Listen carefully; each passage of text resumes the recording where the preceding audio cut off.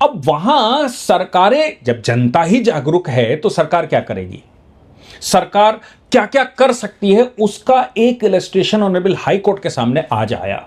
और high court ने कांग्रेस की सरकार को वो फटकार लगाई और कहा कि ये जो विदेशियों का तुष्टीकरण है उसको बंद करिए, विदेशियों का तुष्टीकरण बंद करिए। कब तक विदेशियों का तुष्टीकरण करेंगे? ये बात कोई पॉलिटिशियन नहीं कर रहा, ये पार्लियामेंट में इस समय जो बिल पर चर्चा हो रही है उसमें बात नहीं हो रही, ये बात हो रही है कि जब हाई कोर्ट के अंदर पिटीशन गई, उस पिटीशन में हाई कोर्ट ने राज्य सरकार से पूछा तो राज्य सरकार उसका कोई जवाब नहीं दे पाई। तो मालूम पड़ा कि जिस व्यक्ति ने ये एफआईआर की थी, जिस व्यक्ति ने ये शुरू किया था, वहां एक बड़ा खेल था। मैं बात कर रहा हूं कर्नाटक की। कर्नाटक में हम सब जानते हैं 2023 के बाद एक नया नाटक शुरू हुआ और वो नया नाटक था कि वो वहां कांग्रेस की सरकार बैठ गई।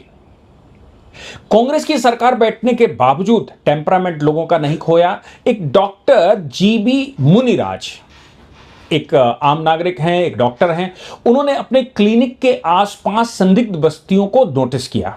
उनके पास जो कर्मचारी काम करने आते थे, जो उनके पास नौकरी मांगने आते थे, उनके आधार पेन बाकी सारी चीजें उन्होंने मांगना शुरू किया।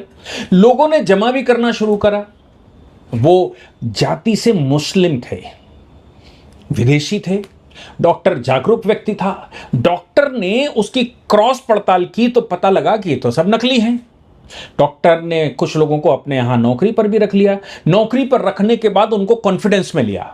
जब वो बांग्लादेशी कॉन्फिडेंस में आ गए तो डॉक्टर ने पूरी पड़ताल की। पूरी पड़ताल करने में पता लगा कि वाकई में बांग्लादेशी हैं, लेकिन भारत में वो हिंदू नामों से रह रहे हैं। भारत में उनके पास सभी सर्टिफिकेट है, भारत में जो जो उनके पास होना चाहिए वो सब कुछ था।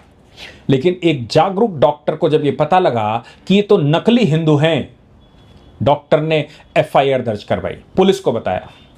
पुलिस के पास एफआईआर गई। चूंकि केंद्र की होम मिनिस्ट्री का आदेश है, राज्य में सरकार भले ही कांग्रेस की है लेकिन होम मिनिस्ट्री का आदेश है, और अगर कोई आदमी पोर्टल के थ्रू डाल रहा है यानी कि ऑनलाइन कंप्लेंट कर रहा है तो मजबूरी होती है कि पुलिस को उस पर एक्शन लेना ही होता है, कुछ ना कुछ तो करना ही पड़ेगा।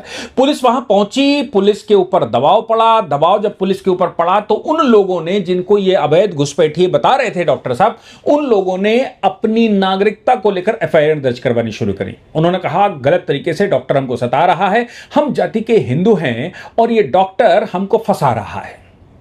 आप सोचिए कि डॉक्टर हमको फंसा रहा है। उन्होंने कहा एफआईआर भी दर्ज हो गई। कांग्रेस की सरकार, डॉक्टर को कैसे रोका जाए, पढ़ा लिखा डॉक्टर है, वहां रसूखदार व्यक्ति है, लोग उसको जानते हैं, तो कैसे रोका जाए? आखिर डॉक्टर को रोकने का एक ही तरीका है कि डॉक्टर को जेल में भेज दो। अब डॉक्टर तो चूंकि वो संघी टाइप का व्यक्ति है, मतलब राष्ट्रीय स्वयंसेवक संघ का ऐसा कहते हैं कि वो कहीं ना कहीं उनका बैकग्राउंड है और राष्ट्र की चिंता रखने वाला है। इस समय केंद्र की सरकार जिस प्रकार से घुसपैठियों को बाहर करने के लिए सभी रास्ते बंद कर रही है, पासपोर्ट से लेकर सारे, उन सब पर जागरूक व्यक्ति जिन पर मैं अक्सर चर्चा करता हूं और जो भी देश में इस तरह का अपडेट होता है तो मैं आपको देता ही हूं।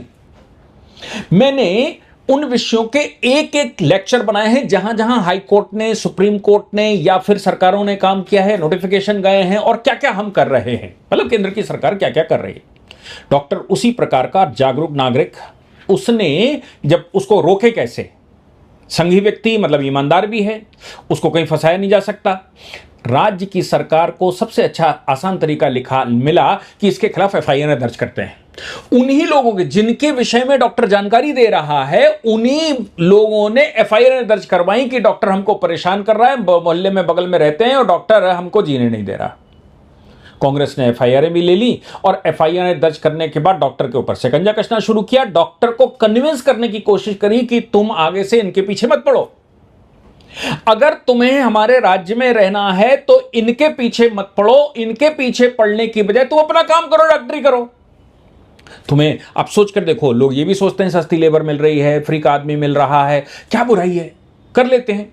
देश को बर्बाद करने वाले लोग लगातार इस विषय पर यही सोचकर काम करवाते हैं कि मुझे क्या, लेकिन संभ्रांत नागरिक जिसको अपने देश की चिंता है, जिसको अपने बच्चों की चिंता है, जिसको अगली पीढ़ियों की चिंता है, जिसको आगे भारत के भविष्य की चिंता है, उसकी सबसे बड़ी चिंता आज होनी चाहिए वो घुसपैठियों को कैसे बाहर निकाले, सरकार के साथ कैसे हाथ से हाथ मिलाए और सरकार जो कर रही है उनमें जनता की भागीदारी कैसे हो।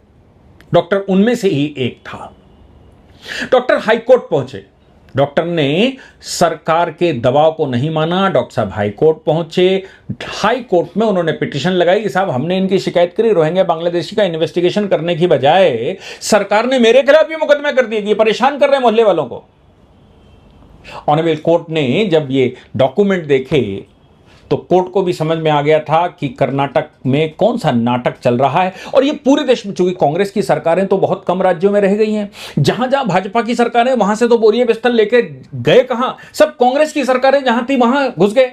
मैंने आपको पिछले साल भी, अभी कुछ दिन पहले भी एक प्रकरण बताया था कि कांग्रेस ने कैसे तुष्टीकरण कर्नाटक में करना शुरू किया। एक खदान थी, उस खदान पर पहले बांग्लादेशियों को बसाया, बसाने के बाद उस खदान को तोड़ा, उसके ऊपर जब बसा दिया, बसाने के बाद उनके घर तोड़े, घर तोड़ने के बाद उनका एक संगठन बनवाया, संगठन बनवाकर हाईकोर्ट भेजा और हाईकोर्ट में सरकार ने कहा हम इनका रिहेबिलिटेशन करेंगे। लेकिन कर्नाटक के राष्ट्रवादी लोग उसमें भी घुस गए थे और उन्होंने कहा रिहेबिलिटेशन ये क्यों करेंगे इनका, ये तो बांग्लादेशी हैं। बांग्लादेशियों को आपने ही बसाया, आपकी सरकार के समय पर एक पुरानी खदान पर आपने उनको बसाया, उनको बसाने के बाद आपने ही उनको तोड़वाया, आप ही पिटीशन लेकर आए और हाई कोर्ट में कह रहे हैं कॉम्प्रोमाइज करके कि साहब हम इनका रिहेबिलिटेशन कर देंगे, इनको बंगले बना कर देंगे, इनको घर बना कर देंगे। हाई कोर्ट ने उस मामले पर भी संज्ञान लिया था और हाई कोर्ट ने कहा कि रिहेबिलिटेशन तो ठीक है, पहले इनकी नागरिकता की जांच करके हमको बताओ। कर्नाटक सरकार को आदेश दिया कि इनकी नागरिकता की जांच करके हमको बताओ, तब उसके बाद आगे बढ़ना। अब सरकार तो फंस चुकी थी क्योंकि वो तो रोहिंग्या बांग्लादेशी ही थे। फिर सरकार ने वहां अपने आप को विड्रॉ कर लिया, लेकिन वो कहां गए होंगे?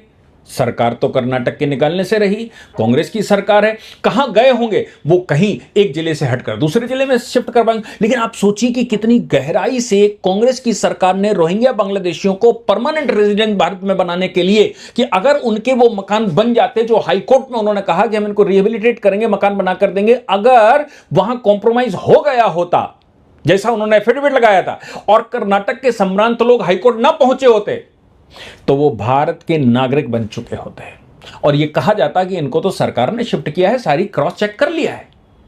लेकिन सैल्यूट करना चाहिए ऐसे लोगों को, डॉक्टर मुनि राजू जैसे लोगों को, जो लगातार इन विषयों पर काम करते हैं। ऑनरेबल हाई कोर्ट के सामने जब ये सब बातें मुनि राजू जी की गई तो हाई कोर्ट ने सरकार से पूछा तो उन्होंने अपना लपेटाबाजी करनी शुरू करी। सरकार ने कहा कब तक तुष्टीकरण करोगे, कब तक घुसपैठियों की तुष्टीकरण करके आप इनको बसाओगे? शर्म नहीं आती क्या? देश की सबसे ज्वलंत समस्या आज की तारीख में घुसपैठ है। हम भारत के नागरिक हैं, हिंदू हैं, मुसलमान हैं, कोई भी जाति बिरादरी के हैं, हम आपस में लड़ भिड़ कर जो करना है कर लेंगे। लेकिन विदेशी जब आएगा तो वो तो नुकसान के अलावा कुछ कर नहीं सकता। और भारत में विधर्मियों का जो प्लान चल रहा है उसमें वो जाकर जुड़ जाता है। भारत में आतंकवाद का सबसे बड़ा सोर्स वही है। उसको ब्लैकमेल भी लोग करना शुरू करते हैं, उनका यौन शोषण भी ऐसी महिलाओं का करना शुरू करते हैं। कौन? कोई बाहर का व्यक्ति नहीं करता, मोस्टली मुस्लिम्स करते हैं।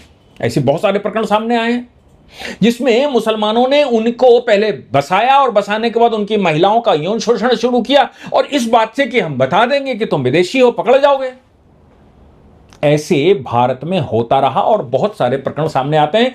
इसीलिए ऑनरेबल हाई कोर्ट ने कहा कि भाई तुम तुष्टीकरण करोगे, किस लेवल तक तुष्टीकरण करोगे? जो व्यक्ति तुमको सूचना दे रहा है, जिसने पहले इन्वेस्टिगेट किया, जिसने अपने प्राण खपाए, जिसने अपने यहां नौकरी पर लगाया, नौकरी पर लगाने के बाद उनको कॉन्फिडेंस में लिया, आप सोचो कि वो किन परिस्थितियों में सिक्योरिटी, उसको मालूम था कि ये खतरनाक लोग हैं, फिर भी उसने अपने पास रखा होगा।